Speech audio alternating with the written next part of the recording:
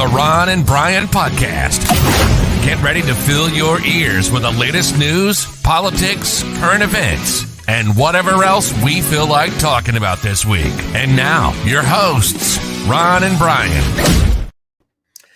And good evening, everybody. It is Sunday night. It is 8 o'clock, and it is time for episode 273 of the Ron and Brian Podcast. Brian, how are you tonight? I'm doing great, Ron.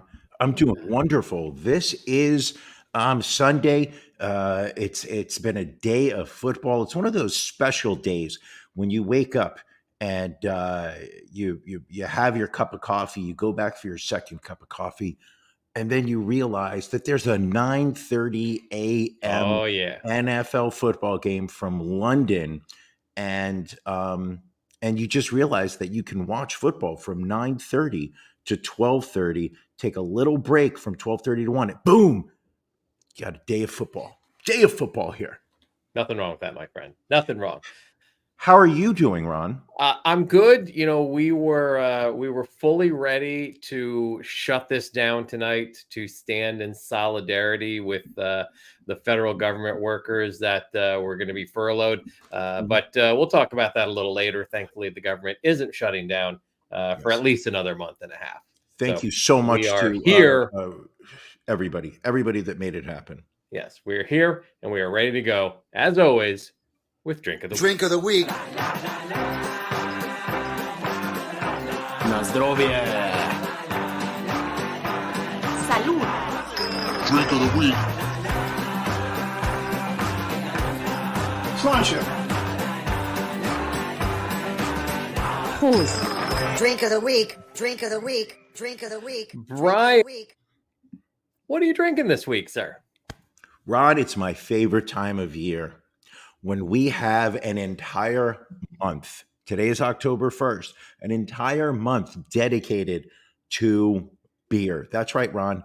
It's Oktoberfest. That it is.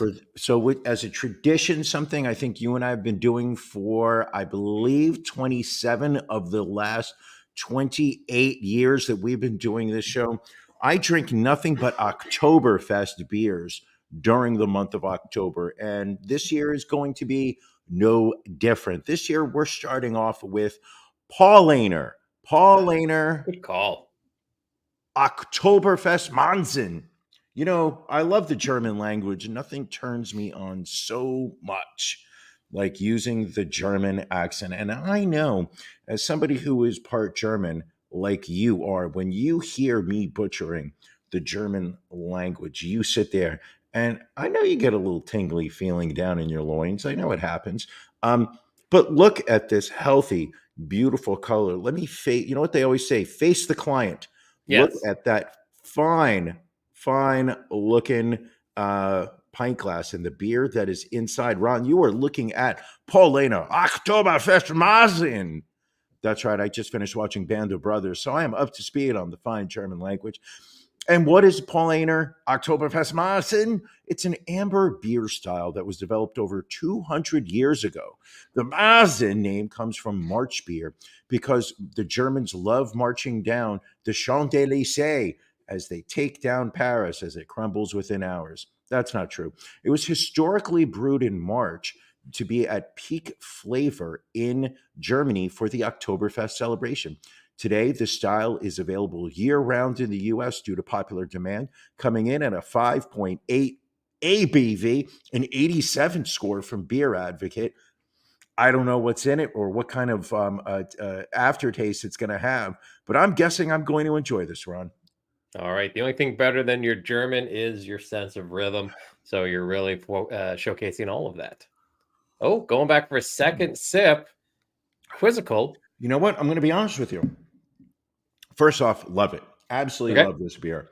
Second of all, it's got a nice flavor. It's got a full flavor as Oktoberfest beers tend to. But it doesn't have, it's not too hoppy. It doesn't have too much of an aftertaste. That fine toffee, it's almost a toffee flavor that I'm picking up on. I may be going back for a second one this episode. I'm enjoying it. And this is week one of Brian's Oktoberfest Octoberating So next week we'll see what I'll be drinking. Ron, Yes. what are you drinking?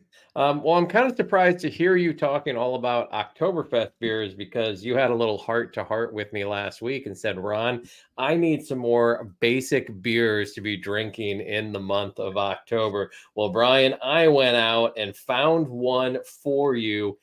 This is the newest family member in the Southern Tier Brewing Company Pumpkin line. That's right, Brian. It is Caramel Pumpkin or caramel, depending on how you pronounce it. I'm not 100% sure how you do in your household. But Brian, it's smooth, rich, luscious caramel intertwines with cinnamon, nutmeg, and pie crust notes to deliver a little slice of pumpkin heaven oozing with confectionery delight. It's a sticky, delicious twist on an old favorite, and it's clocking in at a solid 8.6%. Oh, and look at that body. Look at that amber hue. It looks like caramel. Do you say caramel or caramel? I think we've asked this before. I say caramel. Caramel. There we go. It's caramel pumpkin. Let's have a sip and see how it is. The man takes a sip. The man swallows, licks his lips, pontificates. Ooh, goes back for a second sip. Not sure what his reaction is going to be. Hold on. He's thinking. The man thinks like the creature from Young Frankenstein. So I'm a fan of the pumpkin family of beers. We know. That is not a good beer. Okay, walk me through. That is not enjoyable. What is it that Mr. Ron does not appreciate about this beer? I think, when I think caramel or caramel, however you want to say it, I'm thinking I say caramel.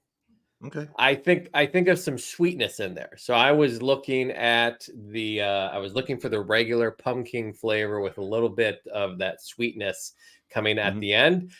This is an overpowering nutmeg flavor that I'm getting with this beer. It's a little on the spicy side. Yes, Billy, a lousy pumpkin. I am shocked, but it happens. Caramel, according to Janelle, caramel. If you're from upstate New York, I think it is. I think my father-in-law says it the same way. I know. Allie is shuddering at my pronunciation, almost as much as she shudders at your dance moves, Brian. I know. So that is that's a little disappointing. I'm usually a fan of all the various pumpkin beers, the pumpkin on nitro. For me, this is the first miss. I mean, again, hold on. Taking another sip, he goes in for a third sip. Let's see if does his opinion change at all. No, it does not. And this is fresh. I mean, it says it's best by June 20th of 2025. So I'm getting it on the upswing. Yes, Brian, it looks like you want to say something. Can I make a suggestion? Always. Maybe this is the kind of beer that you should be cellaring. Perhaps it's a cellared type beer. You raise a very maybe some of the caramel undertones will be brought to the surface as the ABV increases after you cellar this beer. We'll check in maybe next fall. I'm sure I will still have You know what, Ron? I'm going to be this available. I'm going to be sending you an Oktoberfest beer for next week. All right. I appreciate that. I look forward to it.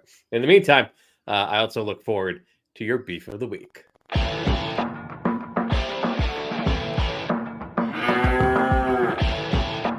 Ron and Brian's beef of the week.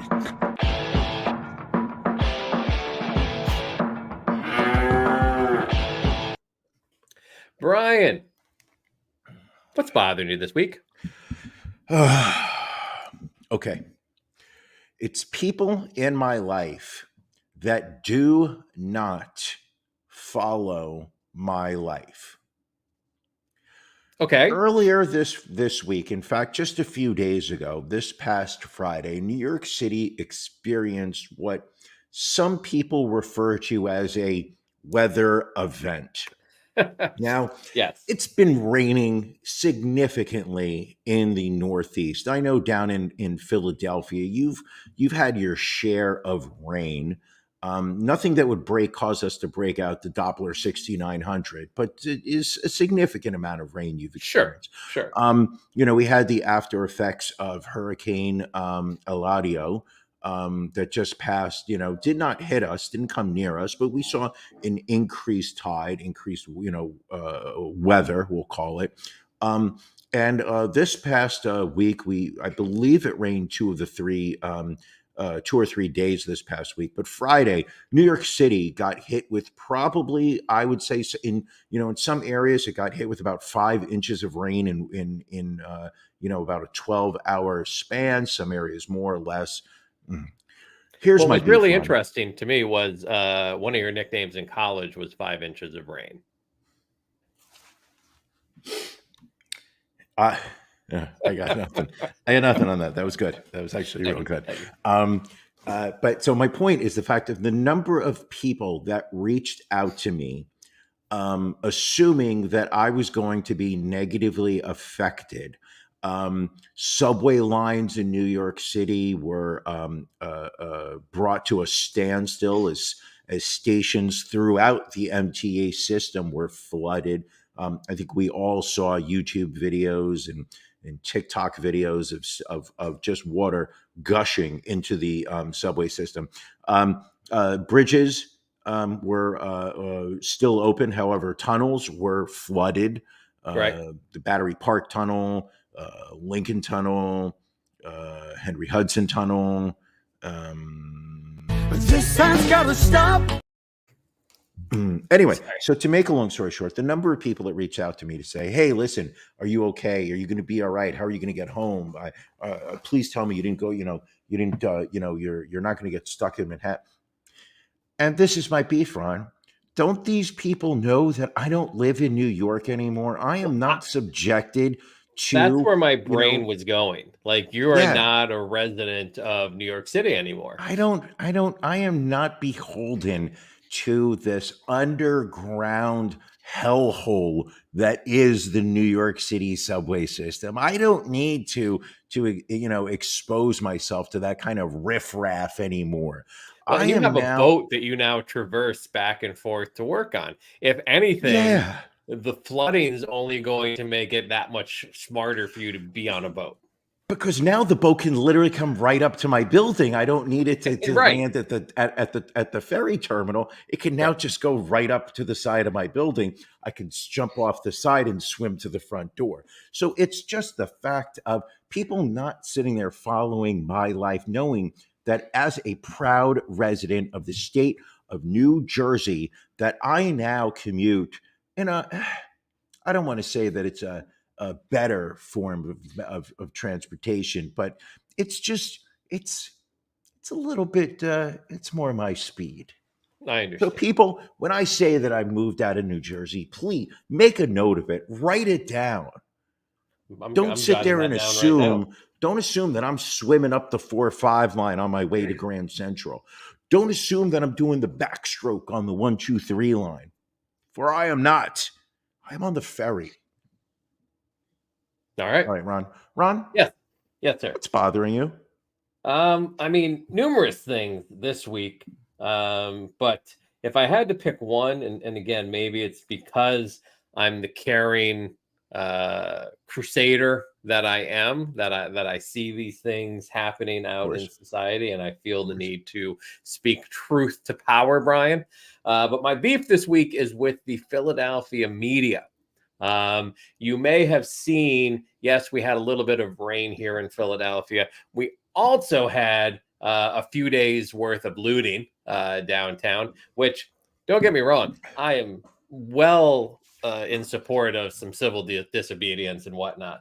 But the angle that the Philadelphia media was taking for some reason was, I heard from multiple times on multiple stations, you'd be surprised, it was mostly adults that were arrested looting, not children. And I was like, when did it ever become like a kids specific thing to like loot? Like, kids cause trouble, but like, it's usually the adults wanting to get free shit that I see. Sure. From. They take advantage of an actual, civil disobedience event like the protest we had down at City Hall this week. And then they just go and try and steal like iPhones and liquor and stuff like that. Question: what protests at City Hall were there? Because I'm unaware that that there was any link to the looting to something else. Well, I understand, as you mentioned, you have moved into your ivory tower there in West New York, New Jersey, and you are not as in touch with the common man as you used to be. Had you been following the news a little bit closer, you would know that Philadelphia police officer who was fired for killing somebody at that traffic stop who was facing murder charges. Those murder charges were thrown out by a judge earlier last week, saying that the prosecution that's what failed people to make were their case. Protesting that led to the looting. Well, I would say they were protesting, and then the looting happened because the police were tied up with the protests at City Hall. I don't mean to say that the protesters were doing the looting. I think one of the things that has you were walking that fine line of victim blaming. No. One of the things that, especially here in New York City during the 2020 George Floyd protests, New York City was very affected by those protests, and there was looting. But I think one of the things that you realize over time goes by, especially, is that there is absolutely a criminal element in these major metropolitan areas that take advantage of civil unrest and use that as the excuse for criminal behavior. That most people who are out on the street protesting injustice, excuse me. Wow, Brian screws up a word. Go figure.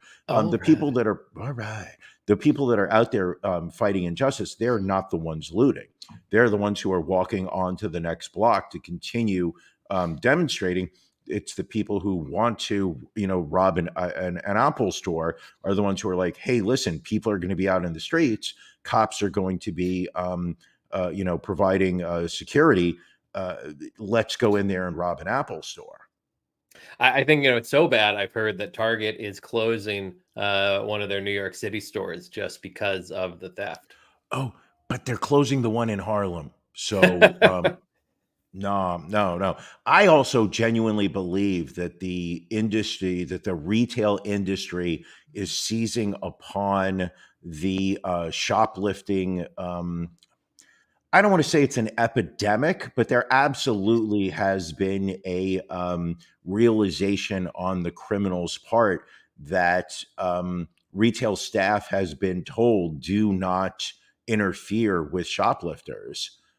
We don't want you to endanger your welfare. So you literally have criminals just walking into stores knowing that they're going to face little resistance as they steal. The fact that, and also the realization that security guards will not do anything to interfere with their looting, shoplifting, whatever the terminology is. The fact is, I believe you've got a real crisis in the retail market. People don't want to go to stores and shop anymore. They want to order online where prices are cheaper and have it delivered to their door. The entire paradigm. Very good. You nailed that one, actually. The entire paradigm of shopping has been so completely gone through such an upheaval in terms of how people shop that I believe there are just a lot of stores that can no longer justify paying the rent that they're paying to have a physical what's the word I'm thinking of? A physical space, a brick and mortar presence. Yeah, they can't justify it anymore when they can make probably more money renting out warehouse space in I don't want to say a third world state like Arkansas, because that would be offensive. But they where it's one of these distribution that Target can make more money just opening up a distribution center and doing online sales than paying New York City, Manhattan rent. And what we're also seeing is, the shoplifting and looting. It's not just, one or two or a handful of people. It's organized gangs. Sure. Like we had a situation where there was a PC Richard and Son in Northeast Philly that was hit by at least 20 individuals that just came in. To your point, the staff isn't going to do anything at that point except, all right, they're going to steal all this shit. And Sure. I don't have. Listen, if I was I'm not being paid. PC Richard, I'd be like, I don't have a dog in this fight. Shit, I would sit there and be like, hey, listen, grab this laptop, tuck it off to the side for me on my way home. But I just think that you've got a lot of stores that are using the shoplifting crime wave as a cover for not having to accept that their business model has absolutely is no longer effective in the current shopping means that the people follow. No, I hear you. Well, Brian, before it gets too late, I think we're about 10 minutes away from everybody switching over to watch Taylor Swift in the Chiefs suite at the NFL game tonight. So let's make sure we get everybody our locks of the week.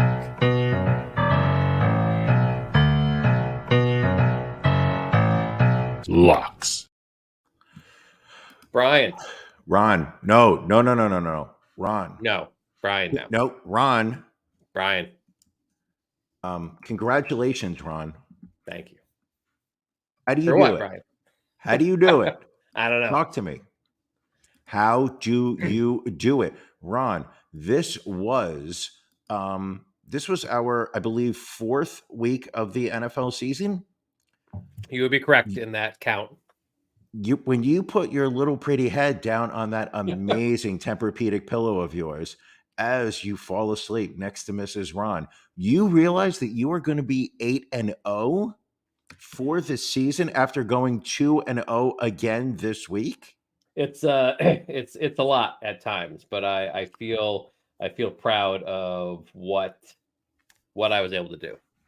Ron, this is amazing. You saw the Cowboys laying 7.5 against the Patriots. I remember a week ago you said Bill Belichick is one of the greatest coaches that has ever walked on the gridiron. Unfortunately, the team he is coaching do not deserve him. Cowboys laying 7.5. You said take the boys. 38-3 was the final, an utter blowout. You saw the Los Angeles Chargers laying, is it San Diego Chargers or Los Angeles? It is the Los Angeles Chargers. I don't even pay attention to where these teams are. I study the players, Ron. The Los Angeles Chargers -4.5 against the Las Vegas Raiders. You sat there and said the Raiders are nothing. Chargers win by 7. Bringing you 2-0 for the week, 8-0 for the season. How can one man be so perfect, Ron? Well, apparently another man can, because you were, Brian. You saw the Philadelphia Eagles at home, 7-point favorites against Washington, and you said not only can Philadelphia not protect its retail scores, it can't protect the end zone either. You said Washington +7. Sure enough, Philadelphia needed overtime to get a 34-31 win. And then you looked at Tampa Bay going into New Orleans. You said Tom Terrific may no longer be there, but Tampa Bay is a hell of a team. You took Tampa Bay +3.5. They didn't need any of those points. They won the game outright, 26-9. So kudos to you, sir. I mean, thank you. I would have to say, if someone didn't care about your record, they would have to say that they don't care about just the soul and the person that you are. Oh, Janelle said, "Nah, I don't care." Well, try and put that aside, Brian, and give us your locks of the week for next weekend, week 5. Thank you, Alan. Okay. Good take. Good take. For week 5, to me, I dropped some tea leaves in some boiling water. I watched the way they floated, turned the cup upside down, not realizing I was going to spill water all over my countertop. And what did I see? I see the Saints getting 2.5 against the Patriots at home. Love the Saints. Also, Broncos -3 against the Jets. I imagine the Jets will get shellacked by the Chiefs tonight. So, which means that the Jets are going to continue their terrible streak. Broncos -3. You lay those points, Ron. For week Yes. 5, what do you got? What do you got? So I went against a couple of teams that are proving that they are pretty bad. Chicago goes on the road to Washington. Washington is 5.5-point favorites. Gotta love Washington at home, -5.5. And then Baltimore goes on the road to Pittsburgh. Pittsburgh losing to Houston of all teams today. I'm taking Baltimore -2.5. Lock them in. I normally say don't bet the house, but for these 4, I'm confident in saying bet the house. Yeah. Listen, if you have a mortgage, if you have a deed right now that's sitting in a lockbox, just sign it over to Vegas right now. Walk Right. over, run to the Bellagio, countersign that deed. Say, listen, you can have my house. Actually, don't do that. Don't do that. Legal purposes. Our lawyers literally just jumped in to the group chat over here, and they said, listen, no. Do not tell people to go to Vegas. But if you did, just saying, These would be the 4 to go. Ron, Yes. you mentioned earlier that we were prepared to not do this show tonight as the government was preparing for a complete and utter shutdown due to a lack of funding bill from Congress. The hard right members, and I don't mean penile positions. I'm not talking about the strength of their erections. Talking about the Good. political spectrum. So Yes. please, Allie, get your head out of the gutter and not think about penises for just one moment. The hard right were sitting there saying that they were absolutely not going to go along with any type of temporary funding bill so long as it did not address their desires to cut back on social services such as Social Security, welfare, aid to Ukraine, clean syringes for heroin addicts in Kensington. I mean, it was just a whole slew of federal agencies that were going to be affected. Speaker of the House, Kevin McCarthy, sat there, put together a temporary bill, got enough Republicans and Democrats to go along with it. Speaker of the House passed a bill yesterday. I want to say it was evening. It was sometime in the evening. It was later on in the day. Immediately, the same bill was able to be passed quickly in the House, as the House has some better behaved people, meaning Democrats. And we quickly, I just said that to trigger you Republicans. And then what do we know? Passed by President Biden late last night.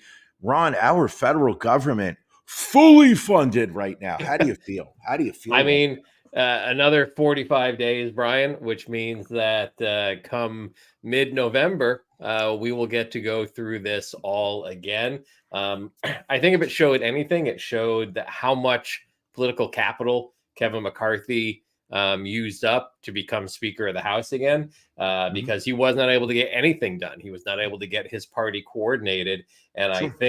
I think the reason a number of Republicans kind of, voted for this and kicked the right wing part of the party to the side was they realized that this is, if the government shuts down, it is fully going to be put on the backs of the Republicans because they control the House. They have the speakership.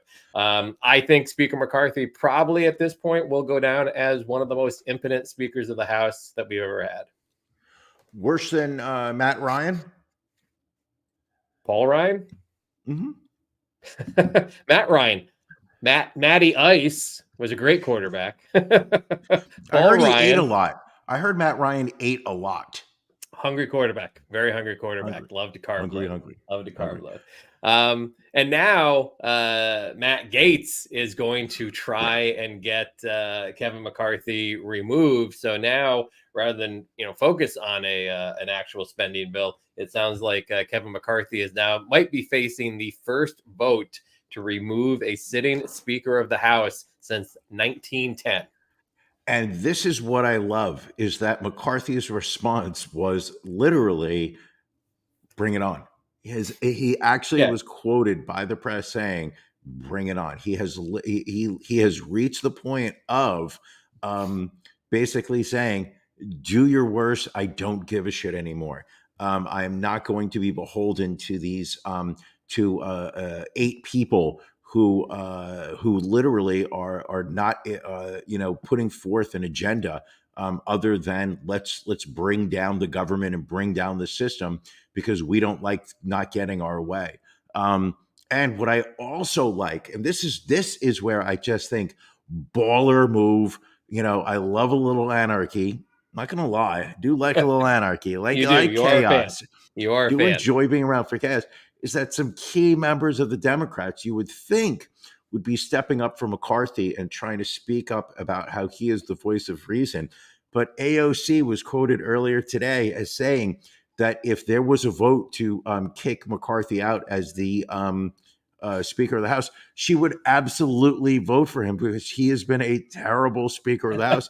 That like even the Democrats are like, oh yeah, we're not going to protect you. We're not going to help you. Like you can't get your shit together with your party. You have majority rule. We're not going to help. You go down, fucker. Go down and just like let the chaos exist if you guys can't fucking figure it out. Right. Well, and then McCarthy goes on Face the Nation this morning, and it's like well, the reason we couldn't get the bill done was because of the Democrats. And the host, I forget her name, she's like, but the Democrats voted for your bill. You couldn't get enough of your own members to vote for the bill. Well, it's really because of the Democrats. It's really because Joe Biden's such a bad president, and the borders are open, and there's so much fentanyl coming across. Sure.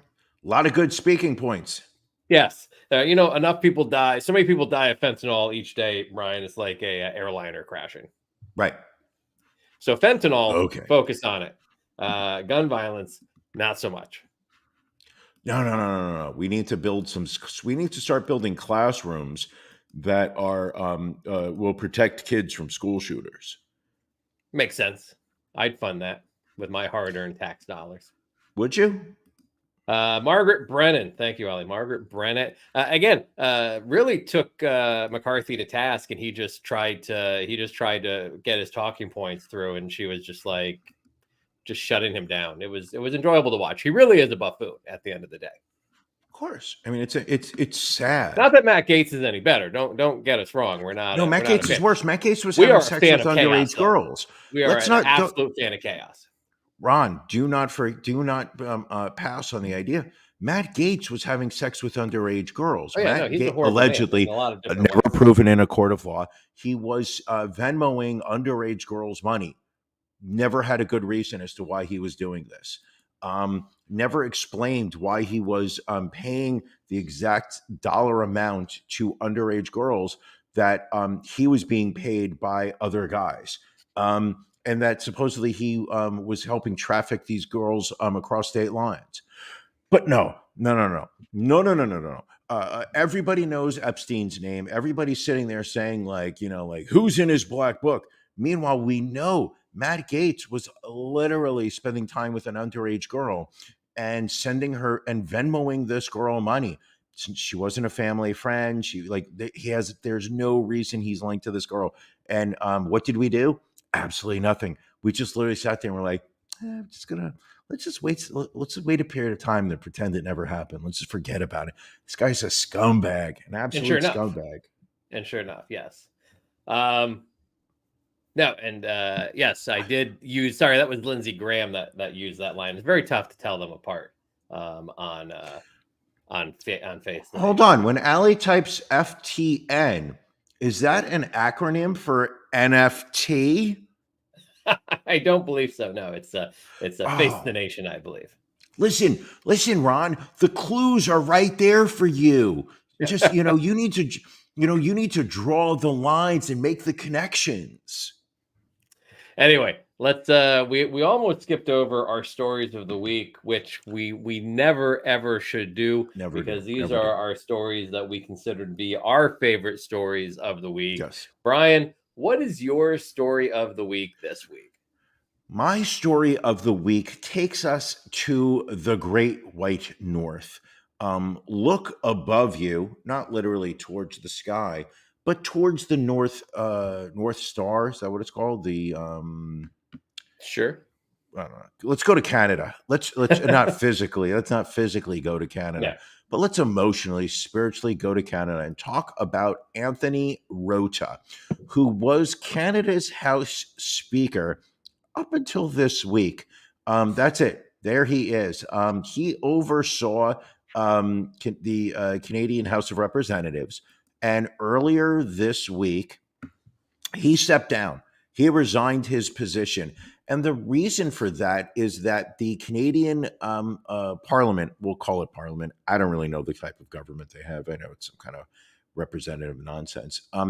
They were holding a session, I believe it was last week, and his party sat there and said, listen, we need to show our solidarity with the people of Ukraine against those dastardly Russians. We need to show Ukraine that they have Canadian support. So what they did was they found a Ukrainian war veteran to invite to their House of Representatives for a special session, asked him to stand up to show, as a symbol of Ukrainian pride, that here was a man who fought in the war, who defended Ukrainians' pride, and I want to point out that he fought in World War II. It's not as He if did. it was this wasn't a current veteran. I believe his name was hold on. Hunka. What was his name? Where am I missing it from? Oh, here. Yaroslav Hunka. They invited a 98-year-old Yaroslav Hunka into their House of Commons. Call it the House of Representatives. They call it Right. the House of Commons. Except there was one little problem that came out after Hunka was in the House of Commons. In fact, he was actually photographed standing next to Ukrainian President Vladimir Zelensky. Well, if you go back in time and look at World War II, you will realize that Ukraine fought on the sides of the Germans. Ukraine was not part of the Allied forces. Ukraine was actually part of the Axis.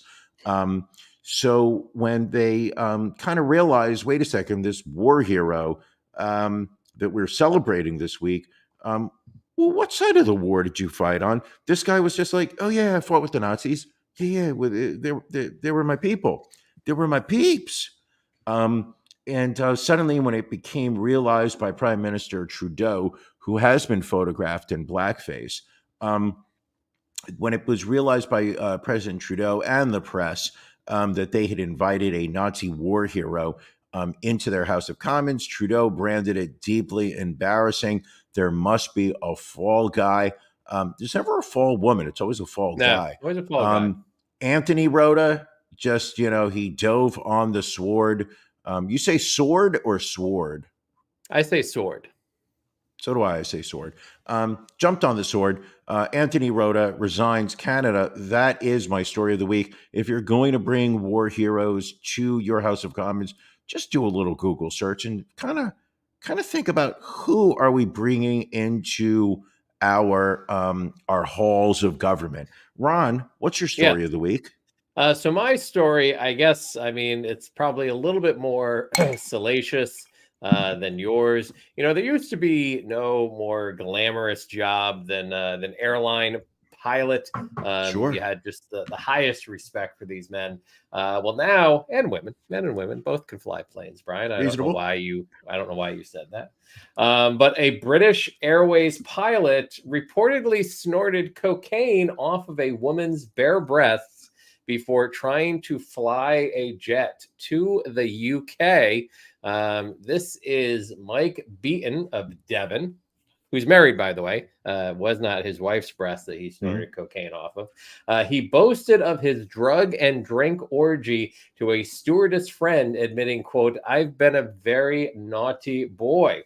The appalled pal reported him to bosses who canceled last month's flight from Johannesburg to London, then drug tested and fired him. He was. It cost the airlines approximately £100,000 to cancel the flight. That's just crazy, Brian. We can snort cocaine because we're just doing a podcast here, but flying a plane, not so good. Now, I have a question. Why is it that you're allowed to sniff cocaine off of a topless woman, but pilots are not allowed? I mean, I don't. No one's life is resting on what I do here. Okay. You would think. I mean, Are you yours sure is, about I that? get it. Well, yours is. I understand. Okay. But that's something. That's a party animal right there. I think that, listen, pilots have always had a salacious reputation. I think there has always been, and I'm not sure why, but there has always been this reputation going back to the 50s and 60s and the 20s back with the Wright brothers in North Carolina. I mean, there's always been a reputation of these pilots out there having a very active sex life with the stewardesses having sex in the towns they go to. I'm not sure why suddenly today we are no longer considering that as being acceptable. I mean, you once told me the story about how you heard about Orville and Wilbur Wright running train on every, they had a woman in every port, and it was just disrespectful. That is disrespectful. Does Matt have an opinion on this topic? Matt, to give him credit, he likes to just snort cocaine off of a glass coffee table. He is really kind of like old school in the way that he does that. I mean, don't you think? I would agree with that, Matt. I once heard that. I once heard that Matt only does cocaine off of topless women's chests. All right, so we're getting different stories. We may have to sit them down, maybe get HR involved, figure all this out. Speaking of flying, Brian, a American Airlines flight attendant was found dead in a Philadelphia hotel room earlier this week with a cloth stuck in her mouth. She was identified a few days later as Diana Ramos, age 66, found dead at the Philadelphia Airport Marriott just before 11 p.m. on Monday. Philadelphia police have deemed the death suspicious and are doing further investigations onto it. This is a story that affects us all, Ron. It does. How so? I feel like you make these comments, and I'd like to hear where that comes from. Don't you think that we have all had somebody who has been affected by this? Like who? Well, I remember you telling me the story of your brother who was who had an ex-girlfriend that was slightly, how do I say politely, not quite a mentally sound mind, and how he paid off 3 police officer friends of his to have her locked up? I think you're thinking of a different story, although still in the state of Pennsylvania. That would be Ronald Davis, who was shown to be apparently attacking his former girlfriend and also getting her committed. That's hot. I don't think that was the response for that story. No. That was my response for the previous story. I like to keep you on your toes, Ron. I like to keep you on your toes. Gotcha. Well, now, so he was arrested on Thursday for allegedly abusing his state power. We've got both the videotape of the attack and his mugshot. So he abused his state power to have his ex-girlfriend improperly committed to a mental facility last month, and he now faces charges of felony strangulation, unlawful restraint, false imprisonment, simple assault, recklessly endangering another person, and official oppression. He was charged with manhandling his ex-girlfriend to bring her to Lehigh Valley Hospital school kill against her will. The physical struggle resulted in injuries to her forehead, torso, back, arms, and lower body. What about breast, chest, left? What was the you know the phrase? The jerky boys, yes. Yeah. I'm just scarred about the breast, chest, head and face, and neck. Head and face. That's it. But she had to Listen. be in the mental facility for 5 days before she was let out. Now, who's videotaping this? Does the story say? Because this is a really exhaustive video where this woman clearly is not in any form of distress. This is body cam footage. This is because he had other officers there. So and they let him be the one to physically take this woman down. Apparently, because he had taken their relationship had ended. There was some text back and forth, and apparently he had edited some of these texts to make it look like she was a danger to him. Sure. So he brings some of his partners over there, and then he decides to beat her up, basically, and get her committed. Wow. Sad. I mean, there's nothing sadder than an abuse of power. I mean, I would say you would know, but I will say this: the man has got a perfectly round fucking head. I mean, you draw a line probably like I'm going to say 7.5 inch mark here. So he's right. 5. We're going to say he's 5'11". You cut his head off at like 7.5. Just clean saw that thing off, duplicate it in a 3D printer, and I'm telling you, you can play dodgeball with that thing. You have got an incredible sphere. I mean, it might not bounce. You definitely I was wondering where you were going with that. It would definitely hurt if beamed off of someone, especially somebody wearing glasses. But right. It would hurt because there's a skull inside of it. But that little dome right there, perfectly round cue ball action. He also has the dead look in his eyes of a man who probably is going to go to jail. And obviously, you know what? The worst part in today's criminal system, because of too many woke prosecutors and this revolving door of justice, he'll probably get off with time served.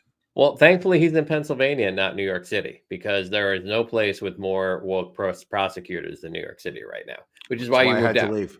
That's why I had to leave, Ron. I had to leave. The streets were overcome with criminals, shoplifting, and also overcome by torrential rain. Had to leave. Brian, now that you have left New York and you are ensconced safely in your ivory tower in West New York, New Jersey, what are you watching? Ooh, okay. So this is, first off, I will say something that I watched was a 2017 documentary on HBO Max, or I guess they're called, the kids are now calling it Max. Max. I watched a documentary called Mommy, Dead, and Dearest about the story of Dee Dee and her daughter, Gypsy Rose Blanchard. Here's the way Max describes it. In this true crime documentary that follows a bizarre case involving one of psychology's most controversial conditions, Munchausen by proxy, a treacherous web of lies, child abuse, mental illness, and forbidden love is untangled in a provocative fashion. It's the story of a girl who is brought up by her mother, who has basically convinced the world that this girl is sick. And when I say convinces the world, I mean literally the world. This girl has spent significant time in hospitals, had probably 30 different surgeries on her body. Her mother had convinced the world that she had muscular dystrophy, that she could not walk, had actually had a feeding tube inserted inside the girl's stomach when she was probably about 3 or 4, claiming the girl couldn't eat. And apparently there was nothing wrong with this girl. No, not at all. That the girl lived in such a state of fear of her mother that she was too scared to let anybody know that she was okay. So she had all these surgeries that were performed on her.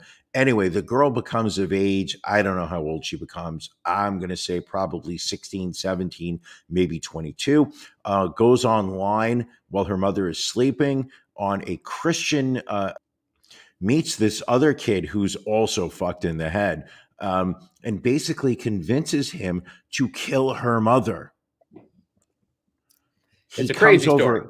He comes over and kills her mother. He gets, spoiler alert for those who, if you want to know how the story ends, fast forward about 3 seconds. There you go. So he gets, I just wanted to, for those people that actually were crazy enough to fast forward 3 seconds, he gets life in prison. She gets 10 years in prison. Obviously the continuating circumstances of like how, like the absolute disaster life she had. Right. But she got 10 years in prison. Happy ending is that after serving, I believe, 7 years of the 10-year sentence, she was just recently, earlier this week, the parole board gave her early parole. She will be released this coming December. Nice. So, I don't want to say happy ending, but just one of the strangest stories I've ever come across. I didn't watch that one. There's been a couple of documentaries on that one. It is really a tragic story. I said to Mrs. Bryan as we were watching the show, I was like, I wouldn't convict this woman. Like, No. I know it was absolutely the definition of premeditated murder, 100%. And if I was on that jury, I would have sat there and said, not guilty, and you will never convince me otherwise. There's no charge.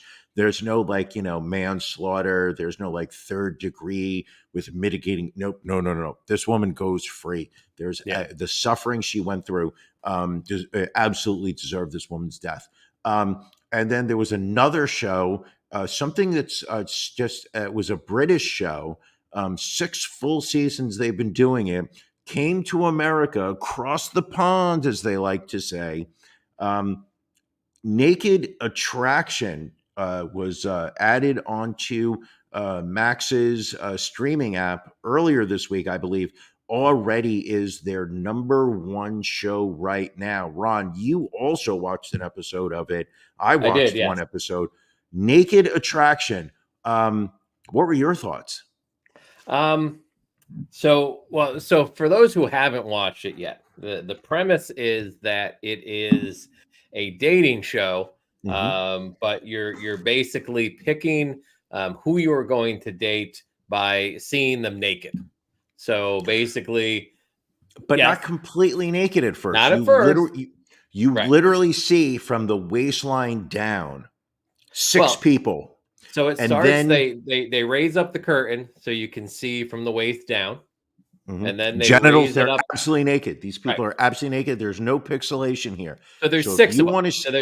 There's 6 booths. Ron, I think you're missing the big point here.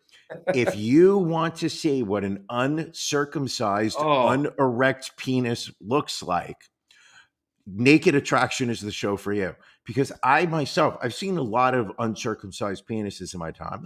It came out wrong. I didn't mean to say it like that. I've seen a few. Never in person, always on the silver screen. Sure. Never seen them unerect. Can't say that anymore. So it's basically 6 pods, if you will, and the curtain comes up to waist high. So you can see the genitals and from the waist down. Yes. So then the person who's picking has to get rid of one person at that point. And explain why. And explain why they're taking that. I mean, and the host will bring them over and they'll look at the penis or the vagina, whichever it is. Sure. Then it goes up to the neck. So now you can see the chest. Yep. So, and then they pick another person to get eliminated and explain why. So now you're down to 4.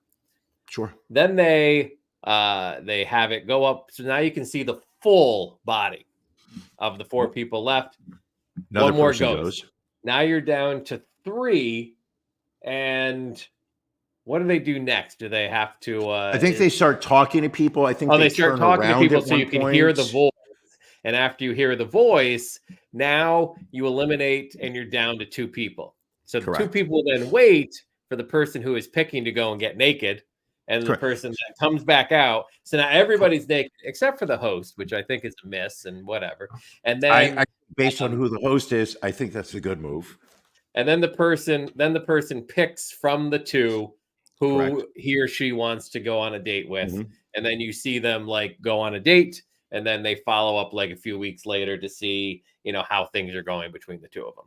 So the first one was pretty straightforward. It was a woman with 6 men, and then the second one was a bisexual woman. So it was 3 women and 3 men that she was picking from.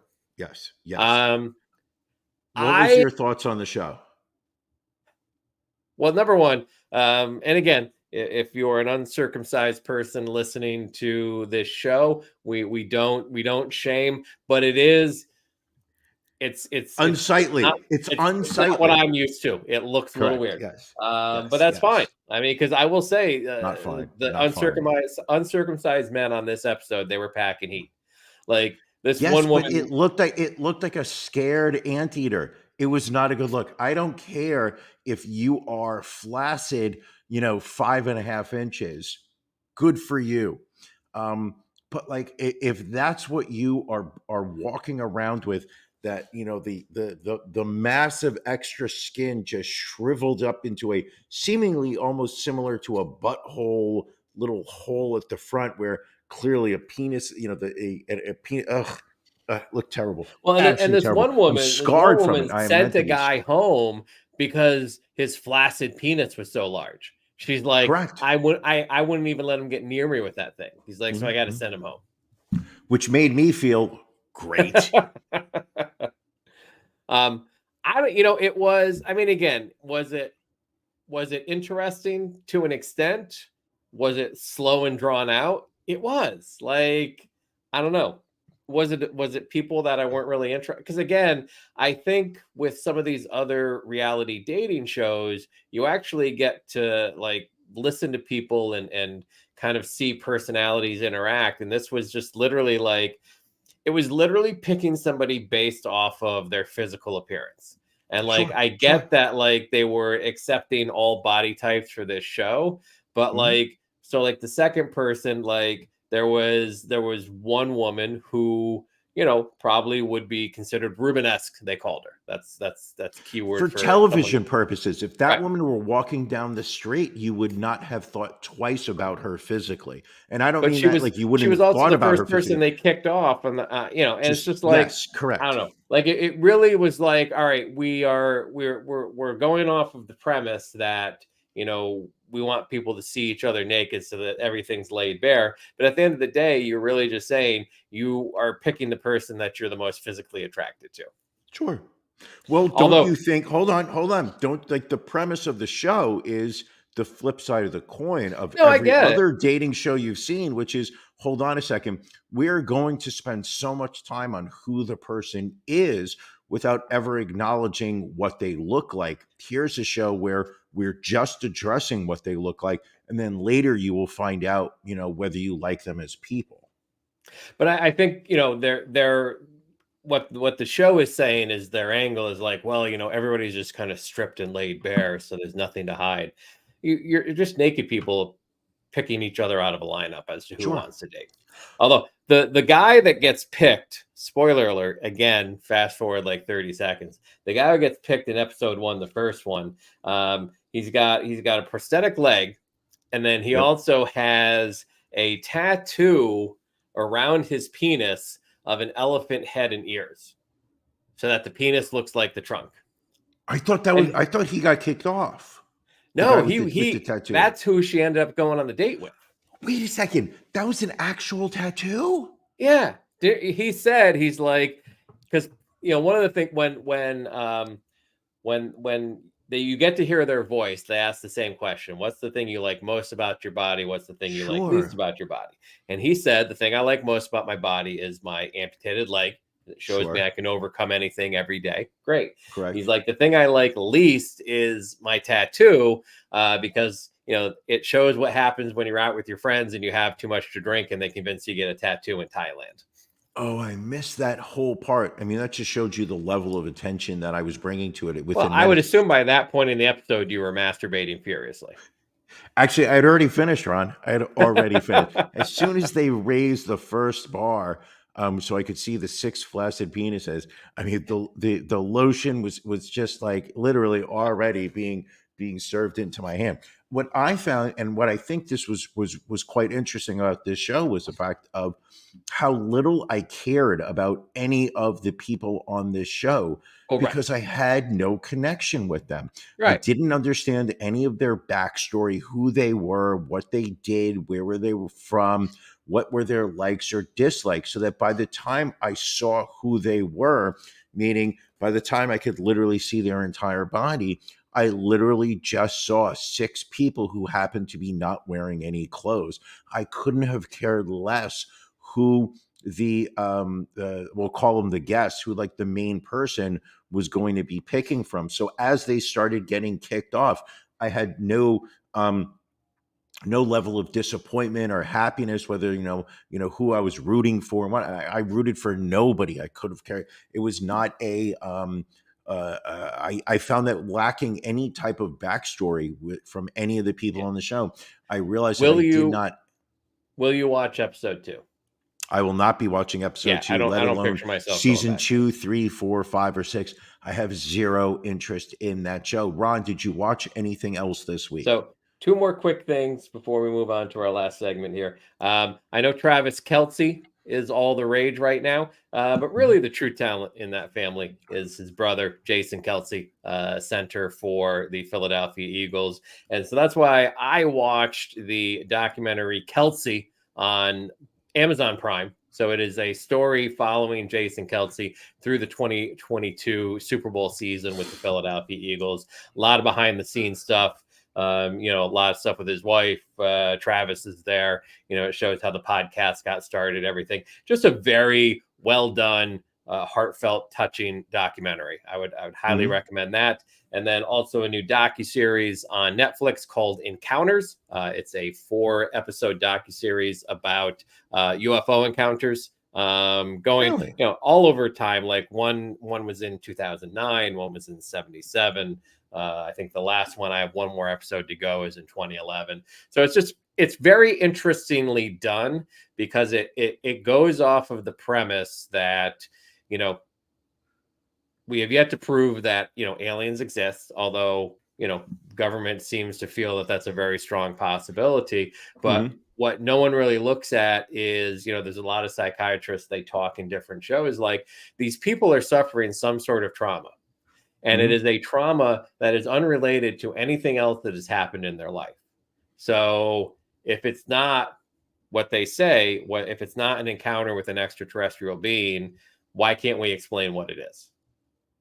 And so it kind of, usually, you prove a case by disproving everything else. And that's kind of the angle some of these episodes take, is, all right, if it's not, then what's, why does everybody have the same recollections? Why is everybody, they talked about this school in Wales in 1977, where these kids saw everything, saw an alien and a ship, and they separated them all. And everybody was able to draw the same exact picture of the ship and the same exact picture of the visitor. So it's interesting. I would check it out if I were you. Okay. Or not. Okay. No, I will. Real quick, Brian, celebrity obituaries. We lost some real ones this past week. Nashawn Breedlove passing away at the age of 46. He was an 8 Mile actor who rapped with Eminem, passed away suddenly in his sleep. Michael Gambon, who is a British actor who played Dumbledore in Harry Potter films. You shall not pass. Exactly. Dying at 82. Never seen any of the Harry Potter films. Not one. I'll go on record. I'll say that. Not my thing. Brian, I know this, you being a baseball fan, this one hurt. Brooks Robinson passing away at the age of 86. And I think you wanted to say a few things. Brooks Robinson. American baseball player, outfielder. That's just the start of it. But there's so much more to talk about that man. Played for over 5 teams, over 21 seasons. Played for the Reds, the Orioles, the Dodgers, the California Angels before they moved to Los Angeles. Played for the Cleveland Indians.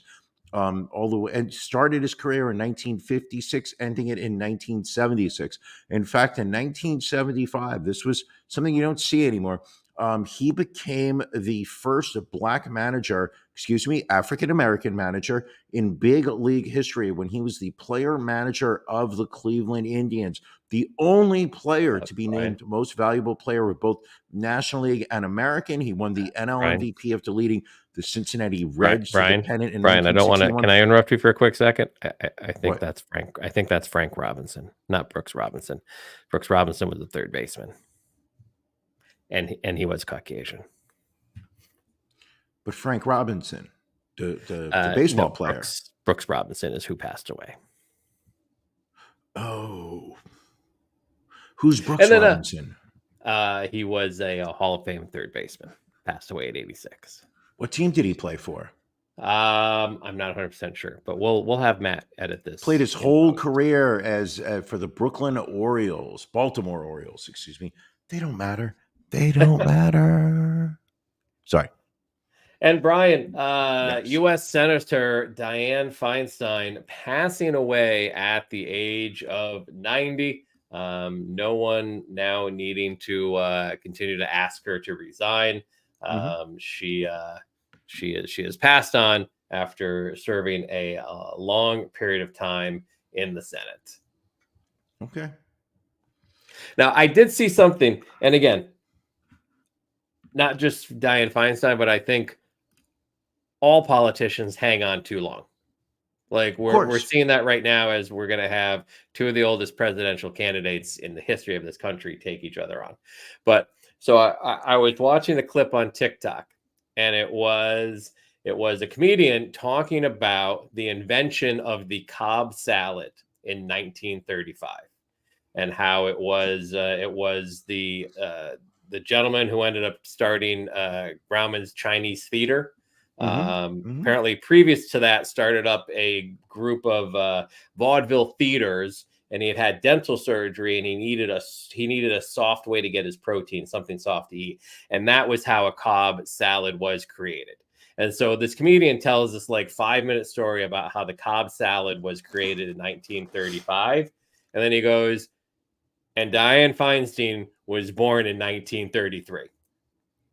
So Dianne Feinstein is 2 years older than the Cobb salad. Wow. Yeah, I mean, that's actually really good. That is actually really telling. I think you've got way too many people who are just clinging on to power. I know everyone's pointing to Mitch McConnell. He's had rather a few medical episodes recently. Dianne Feinstein, she missed months of Congress for medical related reasons. Allegedly, she denied it all. But as somebody pointed out, I saw recently on Twitter. Excuse me, X.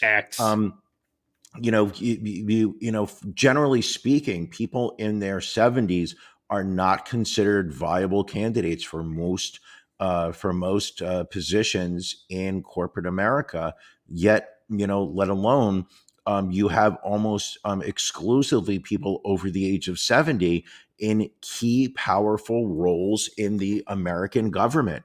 Right. You look at Joe Biden, who is in his mid 80s at this point. You've got Donald Trump, who is the likely Republican frontrunner to challenge him, also in that general age range. There's some kind of presumptive that you need to have a career spanning 50 years before you are eligible for that kind of role anymore. You've got people who are in Congress for 40, 50 years. They come in and they literally as they rise the ranks due to seniority, they become less and less likely to retire. Most people in their 70s are retiring, are looking to spend their waning years. I would retire relaxing. tomorrow if I had the opportunity. 100%. You've got Dianne Feinstein, who's just the senior California representative or senator, absolutely refusing to give up. She literally died, claiming that she was still at the age of 90. Just absolutely no reason for that. And have you heard two names they are floating to? I'll tell you two names that they are floating, and I'll tell you the conspiracy theory that is also floating out there. I'm two names they are floating to replace Dianne Feinstein. I saw today Meghan Markle. One. No offense, that's lunacy. Because we do know that the governor, Gavin Newsom, he nominates. There's no process. Right. He doesn't He need just approval. names a replacement. He just picks somebody So else. Meghan Markle was one. People are also saying Oprah Winfrey. Oprah. I heard Oprah. Who else? Well, now the conspiracy theory is that he will name Kamala Harris to be the senator from California so that he can then take the vice presidential role in the ticket in 2024.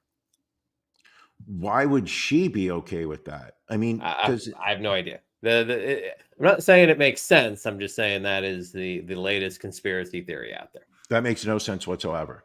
No sense. One thing whatsoever. that does make sense, Brian, is joining our Patreon. Because yes, if you are people. not a Patreon member, you will Yes. not be able to hop on After Nope. Dark, which is starting just You will 20 minutes from now. If you Short go 20 to minutes. ronandbrianpodcast.com, click in the upper right-hand corner, become a Corner. patron. At the $5 level, you get to Level. join. You get the audio and video afterwards. But at the $10 level or more, you get to join us live. What also makes a lot of sense, go to Cameo. Cameo. We're on Cameo. Cameo.com/Ron Bryan Podcast 8939.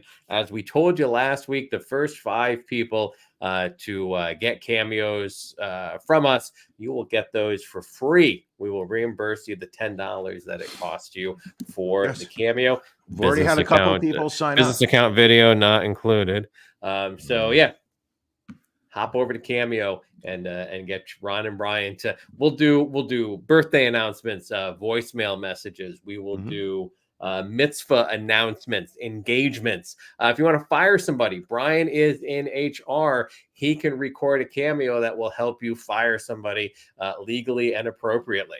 So for $10, I think that's a steal, Brian, personally.